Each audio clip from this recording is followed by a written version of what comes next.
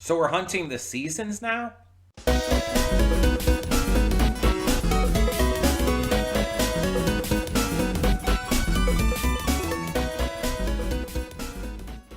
Hey everyone, welcome to Princess of Gay. I'm your host Connie, and today we are here with episode 19 of Undead Unluck.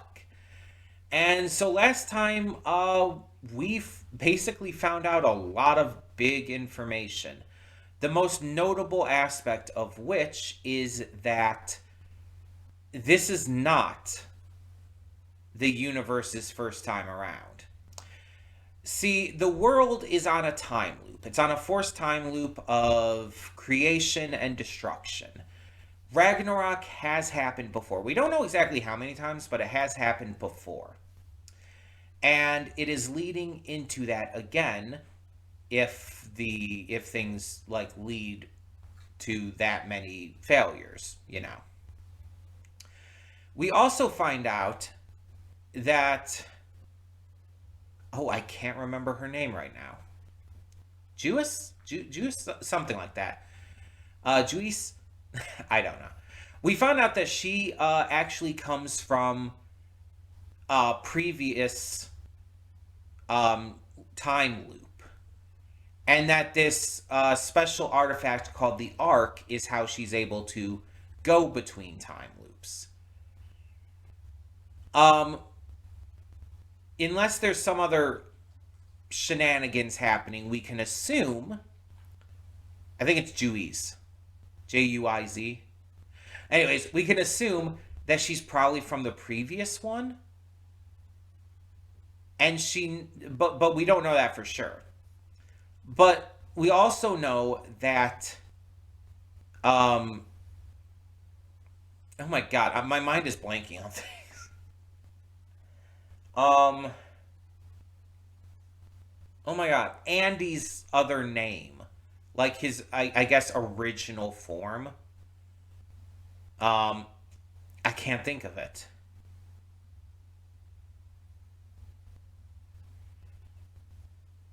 But he's from previous timeline as well. But that's because every time the world loops, he just survives it because he's undying.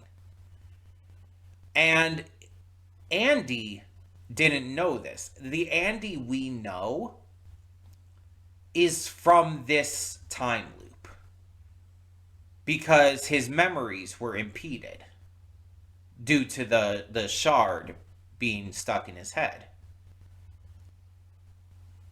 His memories are impeded, and that is what causes him to be Andy. His normal form, his real self, basically, is Victor. That's it. It just came to me. Victor is who he really is, basically. Andy is him with with amnesia, basically. Which is really interesting for a number of reasons. But that does cause some questions for the future as well. Because if they do stop this time loop, if they do kill God, like, Andy can only remain Andy if he keeps the shard in, right? Which, I mean, he can do. But, like, that feels like that wouldn't be a resolution to anything either. Is it going to go to a place where Andy, like, has to, like, figure out what to do about his, like, two personalities, his two sides? Because Victor is not, from what we've seen, the best person, and definitely not interested in all of this other stuff. Plus, interestingly enough, Victor, like, he has knowledge of everything that seems to be going on while Andy is in control and everything, but he's, like, not invested in any of it. So, like, Andy's love for Fuko, like, clearly love for Fuko, is not carried over once he regains his memory and becomes Victor again. Victor does not have that love. Victor is such a different person that it just kind of like that love just disappears. And I feel like that's got to be addressed at some point. But either way, we got a new round table made, but with our villains still, having gotten away and still being a problem, we really do need to stop them. And we have to do so fast while also accomplishing missions. Because we don't want to, start Ragnarok. And so we have to take out the seasons now. There are these UMAs that were like for each season. And 3 of them, I think it is, that have to be like destroyed. What the other one has to be captured. I think it's Summer that has to be captured, if I'm remembering right. And if they destroy the other UMAs for each of the other seasons, that would destroy the seasons, right? Like, spring, fall, and winter would just cease to exist.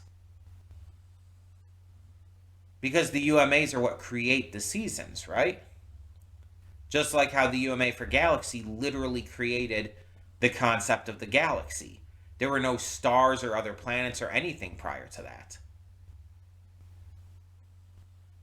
I mean, that's got to be it. It's getting really fascinating in a way that this series didn't start out as.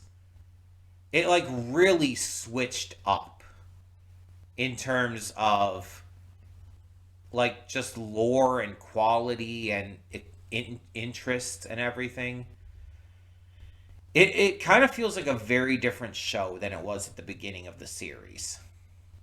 And that's not a bad thing in this case. In some cases that might be a bad thing. In this one, I think it works because it's just revealing new information to us that, kind of actually was set up earlier on.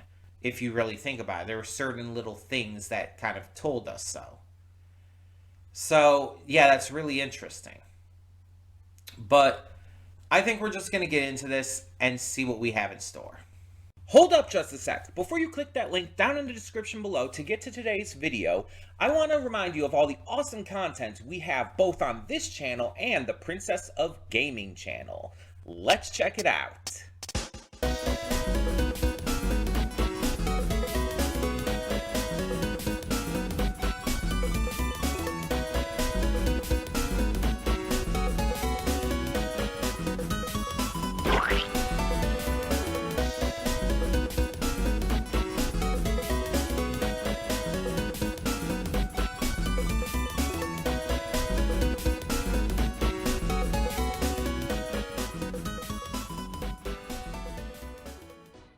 And we are back, and we'll begin with spoilers in 3, 2, 1, now. Well, that got very fucking meta. I mean, and it's not even just making a manga, and I assume this was obviously in the manga too. But it's also like very specifically Shueisha. And like goes into like manuscripts and how like the difference between like hard copies and digital and the amount of time it takes to make a manga and everything. It's like, geez, it's wild. And just again, the fact that the manga that Fuko was reading at the very beginning of the series, her favorite manga that, she was like using as a benchmark, it's like, oh, I'm finally done reading this. I'm going to kill myself now. It's like, that came back in such an important way. And that is so unexpected, but also kind of awesome. Because again, it was super important to her. It was the one thing keeping her, like, alive at the time. And obviously we know that changed with Andy's arrival. And now we know that the manga had been like prophesying everything. from someone who very clearly just has knowledge of what's going to happen due to this artifact. You know what this kind of reminds me of? Supernatural.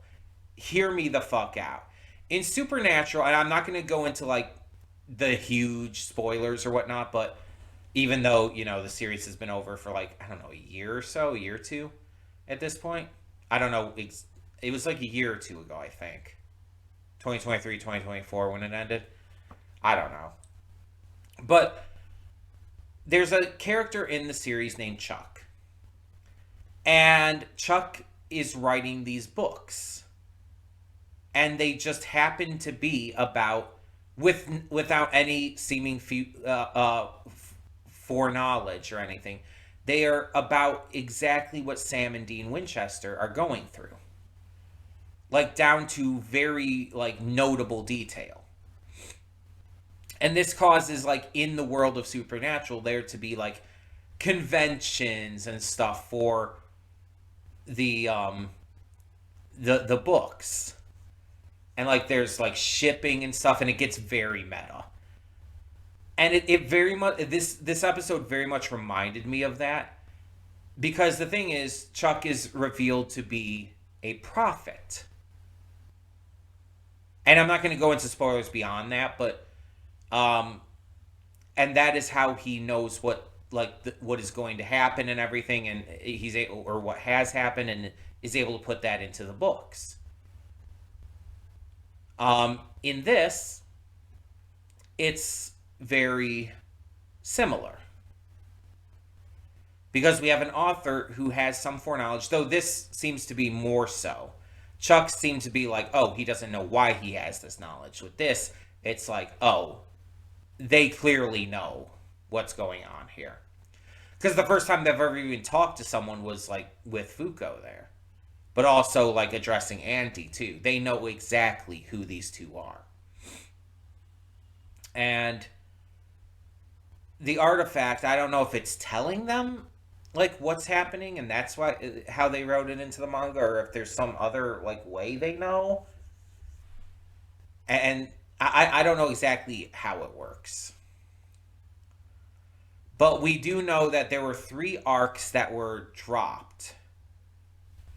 And one of them was a betrayal arc. A character betraying, I guess, the main group, which we see. There's like the 4 kings, the hunt for the 4 kings, and it's like that's what we're going into now with like trying to get the 4 seasons.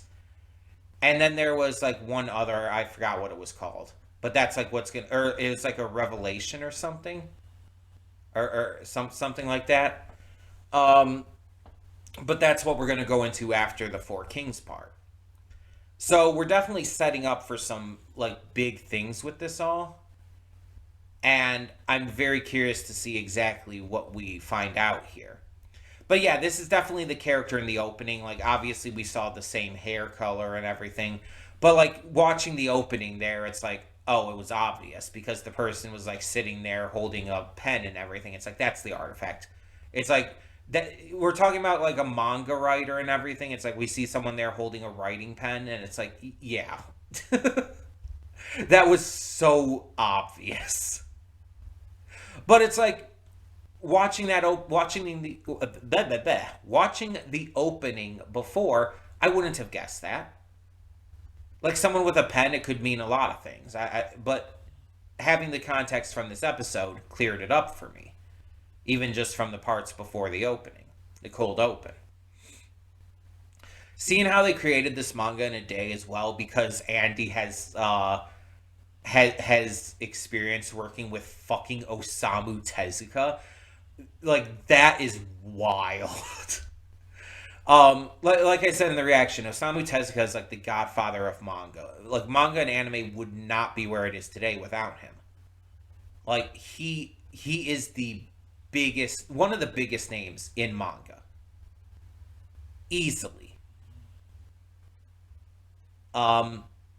And like I mentioned, his works are like Astro Boy, Dororo, Blackjack.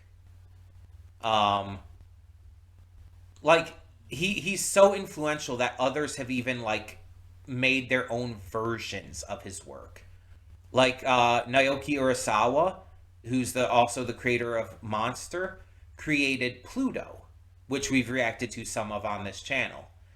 Um, and Pluto is literally a recreation of an arc in Astro Boy.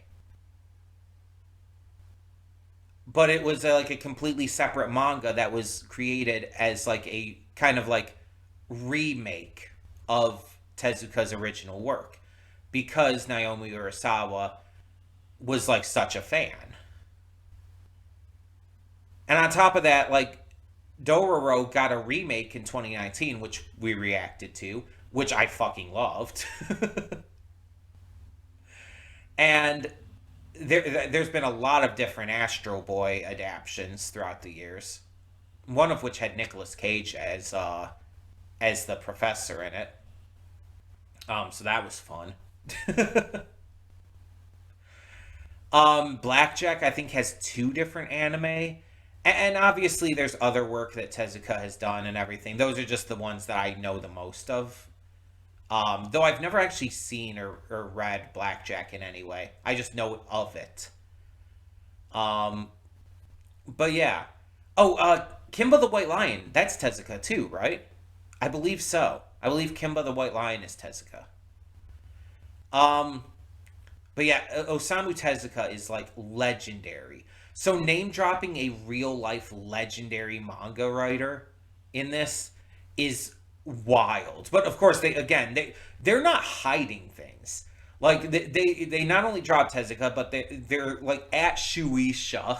It's like this is very intentional.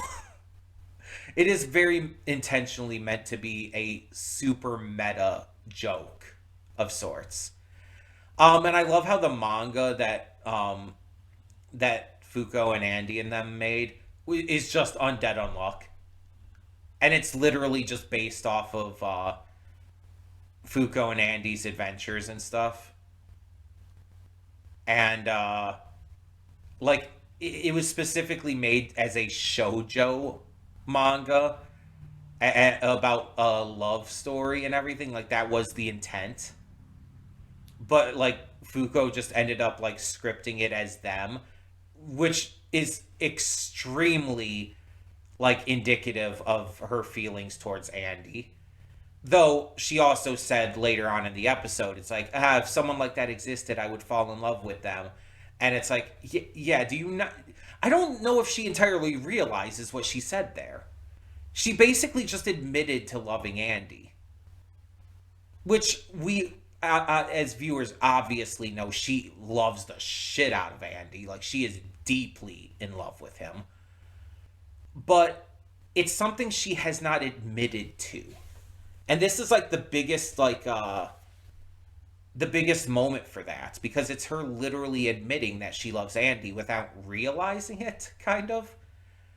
And she admits in the episode as well that she is shy, she is timid and everything. And I think that's a lot of why she hasn't like admitted to it, because of her timid nature, which is fair, which is fine. But I think that might also be a case of why she didn't realize what she said when she said it. She was also trying to do damage control and explain things to the Shueisha employee, but still. Um, it's just it's so wild to me. It's pretty crazy. Um, but it's interesting too, because it's like, how does this employee communicate with Ano? I think is the name that we were given, which is again probably a fake name, but because it's like she was asking them, it's like, oh, can you judge our contest? It's like, you've never heard them speak. How do you expect them to answer you? Like, it literally says that she's never heard them speak, not even to her. So do they like tap a pen a certain amount of times? Like, how do they like answer you? Unless maybe like they make noises like mm-hmm or something like that, instead of like just saying anything. I don't know. But we are going to meet with them, and this is like big. We see everybody kind of like initializing for this, and like Julius is even saying, it's like, Andy, do you guys want more people? We'll give you more people for this mission if you want it. And we didn't get the answer to that yet. The thing is, I could absolutely see it just being Andy and Fuko, but I could also see them maybe taking someone else as a precaution. Um, the thing is, Andy is smart. And as crazy and wild as he tends to be, as like kind of spur of the moment as his plans tend to go, he is smart. I mean, living as long as he has to be. And he does understand the value in working with others. So I could absolutely see him like bring someone in. Honestly, personally, I would like it to be Tatiana just because she's a fan as well. And I think her meeting like the author would also be really cool for her. But I mean, we've already kind of had a little bit of a team up between them. There's almost a side of me that wishes it was like that hopes it's someone we haven't really teamed up with yet, like maybe Top. Because we've seen Top in action, but we haven't really seen him team up with them. And he's been reading the manga and getting into it too during this time, so we know that there's that to work with. I think that could be pretty cool, getting Top involved. Um, but we'll see. We'll see how it ends up going. This is so fascinating though, just as a storyline for this. Either way, tell me in the comments below what you thought of this episode of Undead Unluck. The anime, not the manga within the anime that's actually adapted from a manga. Jesus, this is a lot. Tell me your thoughts. And for now, I'm Connie and I'm signing off. See y'all next time.